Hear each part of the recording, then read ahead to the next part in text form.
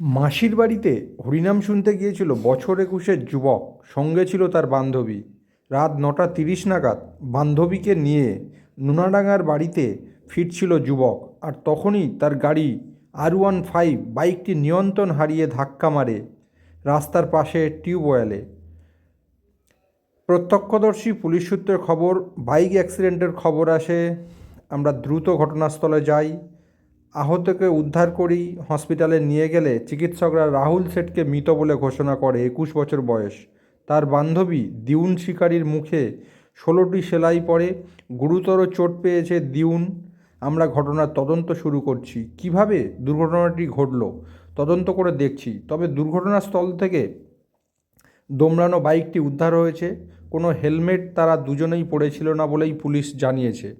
এদিকে ছেলেটি বাইকে স্টান্ট করত বলেই সূত্র মারফত আমরা জানতে পেরেছি। স্থানীয় সূত্রে খবর, দুই পথচারীকে বাঁচাতে গিয়ে নিয়ন্ত্রণ হারিয়ে টিউবওয়েলে ধাক্কা মারে রাহুল।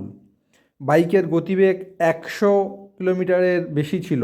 রাহুল শেঠ গত ১.৫ বছর আগে বাইকটি কিনেছিল। সে হাত ছেড়ে দিয়েও বাইক স্টান্ট করত। দেখা গেছে তার বন্ধুরা একাধিকবার সেটা দেখেইছে। আর কিভাবে এমন দুর্ঘটনা ঘটে গেল তারা ভাবতেই পারছে না। দেহ ময়নাতদন্তে পাঠানো হয়েছে। নরেন্দ্রপুর থানার পুলিশ গোটা ঘটনার তদন্তে। তার বন্ধুরা কি বলছে আমরা দেখে। কিভাবে অ্যাক্সিডেন্টটা হলো? ছেলেটি মাসির বাড়ি গেছিল। মাসির বাড়ি থেকে আসার পথে একটি গাড়ি এসে পিছনভাবে মারার ফলে ছেলেটি ব্যালেন্স না করতে পেরে, জলের ট্যাঙ্কি ছিল যেহেতু, মানে একটা কল ছিল, ওখানে গিয়ে সিধা অ্যাক্সিডেন্ট করে। তার ফলে ছেলেটি ডেড হয়ে যায়। আর মেয়েটিকে হসপিটালে ভর্তি করা হয়। হসপিটালে সর্বপ্রথম হাজরা চিত্তরঞ্জনে নিয়ে যাওয়া হয়। নিয়ে যাওয়ার ফলে তারা বলে আমরা পারবো না। তার ফলে আবার চিলড্রেন্সে নিয়ে যাওয়া হয়। চিলড্রেন্সে গিয়ে তারাও মানা করে দিল। তারপরে মেয়েটিকে পিজিতে নিয়ে গিয়ে সেলাই করে এখন মেয়েটি বাড়িতে আছে।